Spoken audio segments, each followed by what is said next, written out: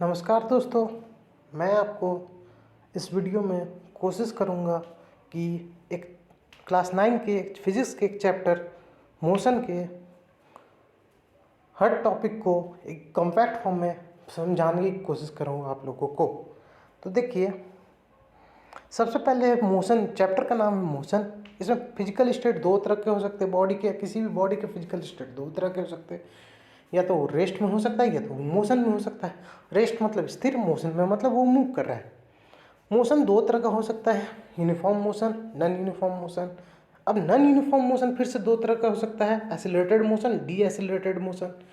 और फिर वो कैटेगराइजेशन में डिवाइड हो सकता है, accelerated and decelerated motion are further divided into two types.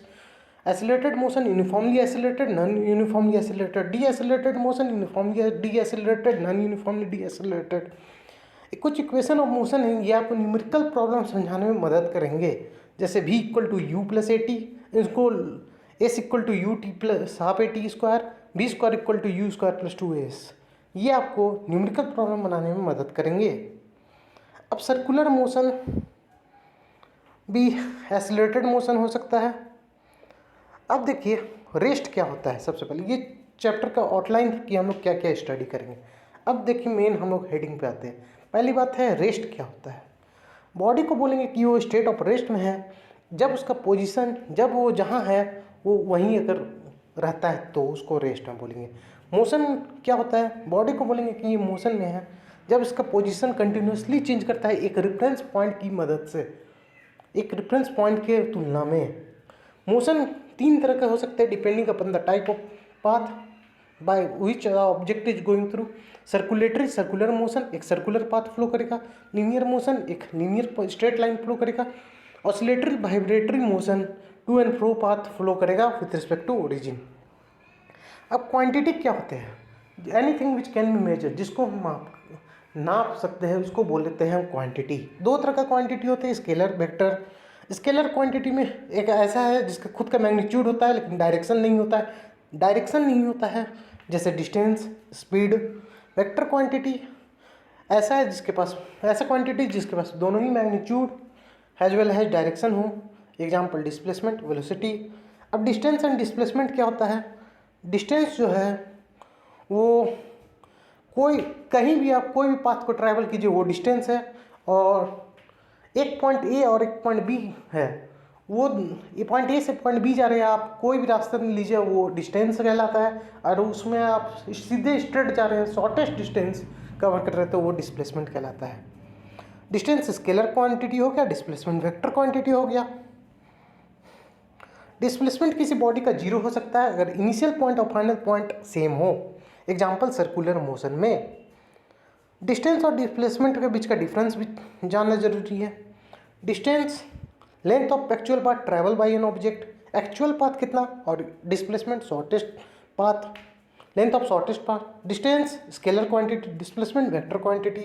Distance हमेशा पॉजिटिव होता है, कांट भी जीरो और नेगेटिव। और डिस्प्लेसमेंट पॉजिटिव भी हो सकता है, नेगेटिव भी हो सकता है, जीरो भी हो सकता है। Distance can be equal to displacement, displacement can be equal to distance और इट्स लेसर देन डिस्टेंस। ये कुछ न्यूमेरिकल प्रॉब्लम है। न्यूमेरिकल प्रॉब्लम मैं अलग वीडियो बनाऊंगा, उसमें आपको समझा दूंगा। अब देखिए, uniform and non uniform motion. Uniform motion क्या होता है, जब बॉडी ट्रैवल करता है equal distance in equal interval of time तो मोशन को बोलेंगे यूनिफॉर्म मोशन में है। ग्राफ इसका कुछ ऐसा है, स्ट्रेट लाइन है, start passing through origin. Non uniform motion, in this type of motion the body will travel unequal distance in equal interval of time. इसका ग्राफ कुछ ऐसा है, देख लीजिए। Continuous increase in slope of curve indicate acylated, ये acylated है पहला graph, distance और टाइम के बीच में है। और दूसरा ग्राफ डी एसिलेटेड है।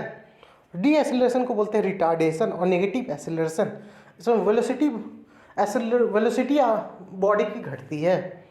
Non uniform motion is of two type, accelerated motion, decelerated motion. Accelerated motion क्या होता है, when motion of a body increases with time. Decelerated motion, when motion of a body decreases with time. अब speed क्या होती है, distance travel by the body per unit time is called speed. Speed is equal to distance travelled by time taken, ऐसा unit metre per second. अगर body execute करता है uniform motion then तब speed को बोलेंगे कि ये यूनिफॉर्म स्पीड है। इफ अ बॉडी अगर बॉडी ट्रैवल करता है नॉन यूनिफॉर्म मोशन में, तब speed will not be remain same uniform मतलब constant, but have different values throughout the motion of each body. For non uniform motion average speed will describe one single value of speed through out the motion of the body. मतलब एक हम लोग general term में use करते हैं average speed, जो total distance travel होता है बाय टोटल टाइम टेकन है। उसके बाद आता है वेलोसिटी। वेलोसिटी क्या होती है? It is the speed of the body in a given direction. Velocity एक स्पीड ही है बॉडी का किसी गिवन डायरेक्शन में। Velocity is equal to displacement by time. Velocity एक वेक्टर क्वांटिटी, इसका वैल्यू चेंज करता है चाहे वो मैग्नीट्यूड के बारे में के टर्म्स में हो, चाहे डायरेक्शन के टर्म्स में हो। नॉन यूनिफॉर्म मोशन के लिए average velocity will be calculated in the same way as the average speed. Average velocity is equal to total displacement by total time.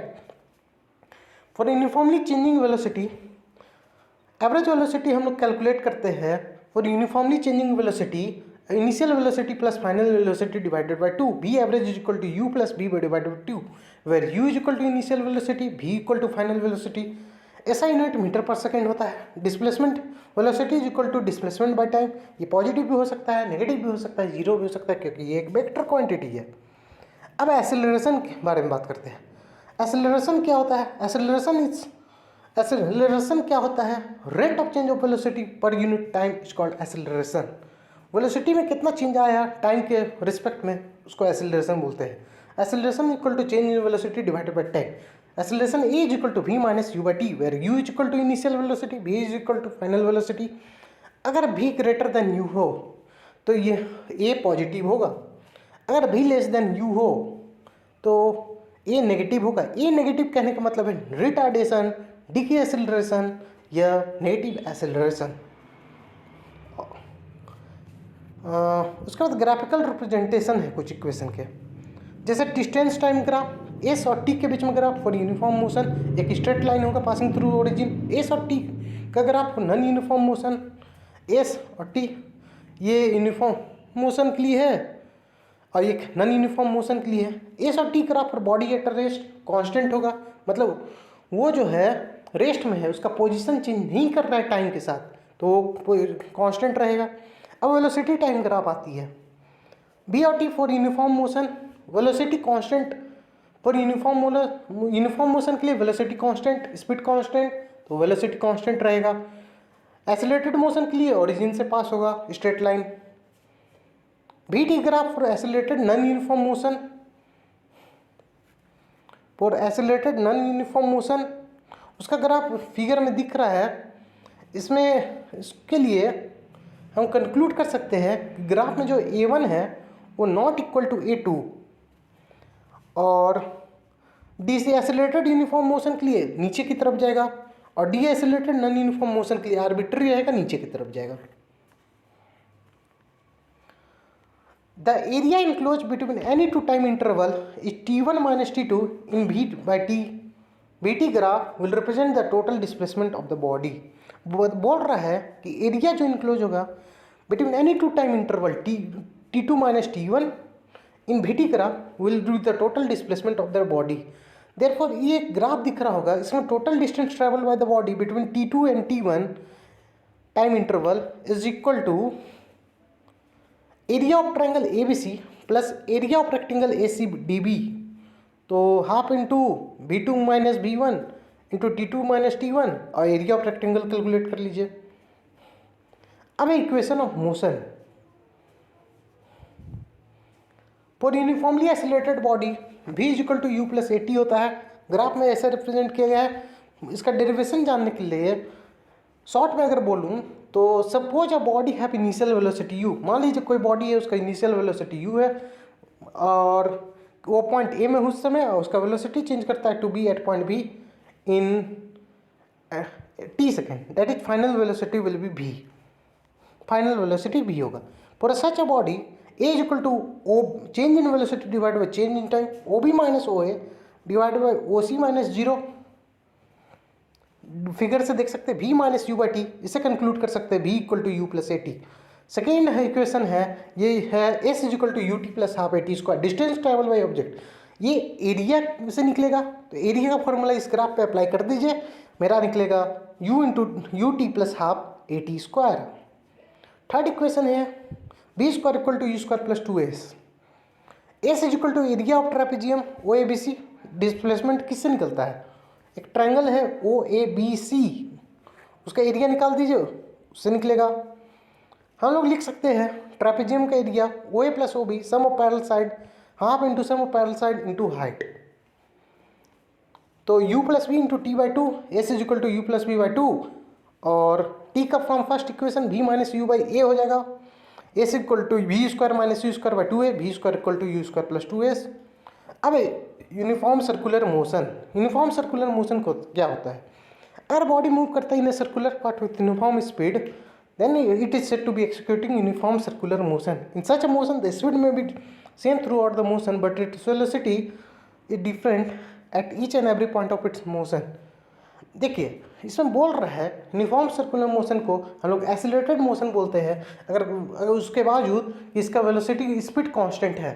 Speed constant होने के बावजूद वेलोसिटी जो है हर एट ईच पॉइंट इसका tangent draw कीजिए उस point पे, तो वो वेलोसिटी का डायरेक्शन देगा। तो वेलोसिटी का डायरेक्शन लगातार चेंज हो रहा है, मैग्नीट्यूड कांस्टेंट लेकिन डायरेक्शन चेंज, इसलिए एक्सीलरेटेड मोशन कहलाएगा। That's all, thank you.